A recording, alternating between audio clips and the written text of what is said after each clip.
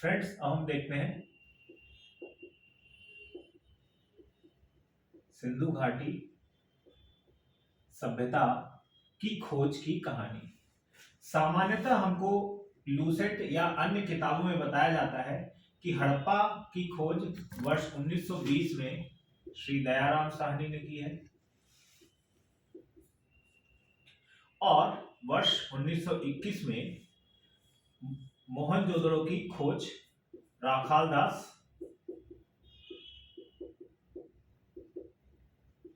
बैनर्जी जी ने की है। ये हड़प्पा और ये मोहन। मित्रों, आपको ये जानकर आश्चर्य होगा कि ये जो कहानी है ये अपने आप में सबसे गलत है। तो असली कहानी क्या है वो हम जानते हैं। कहानी शुरू होती है वर्ष 1826 में। ईस्ट इंडिया कंपनी की सेना का एक भगोड़ा चार्ल्स मैनसन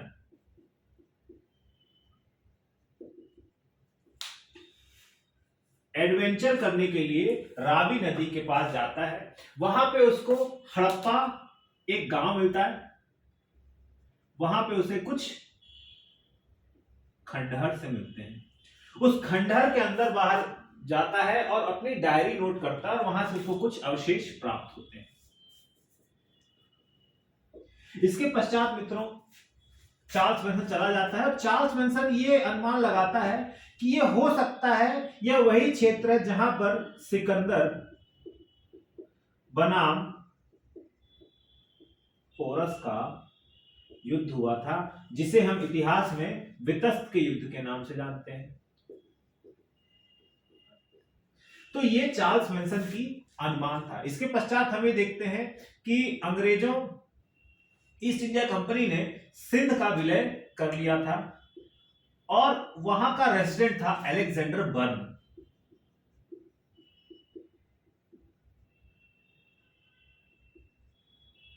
वह भी स्थान में आया, परंतु उसे स्थान के बारे में कोई विशेष जानकारी प्राप्त नहीं हुई और वो भी बेरंग लौट गया। इसी कुछ समय पश्चात ईस्ट इंडिया कंपनी की सेना के इंजीनियर श्रीमान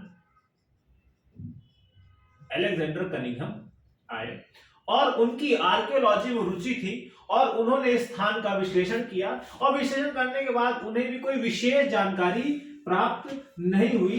कहानी आगे बढ़ती है और हम जानते हैं डलहौजी का जमाना आया और डलहौजी ने रेल लाइन को बिछाने का काम तेजी से कर दिया। 1860 के दशक में रेल लाइन बिछाने का काम चालू हुआ और 10 साल में ये जो काम है हम ये देखते हैं उत्तर भारत में भी पहुंचने लगा।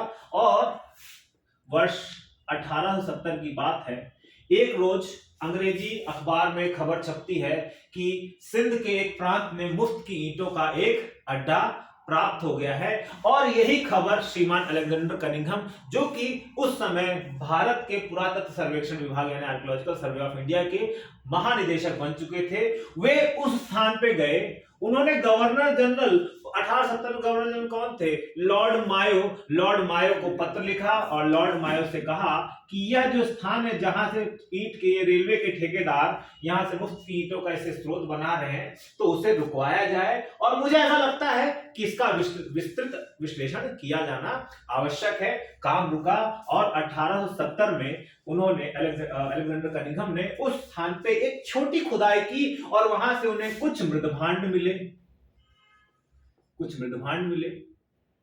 कुछ खिलौने मिले और एक बैल वाली मुद्रा मिली। कैसे मुद्रा मिली? बैल वाली मुद्रा मिली।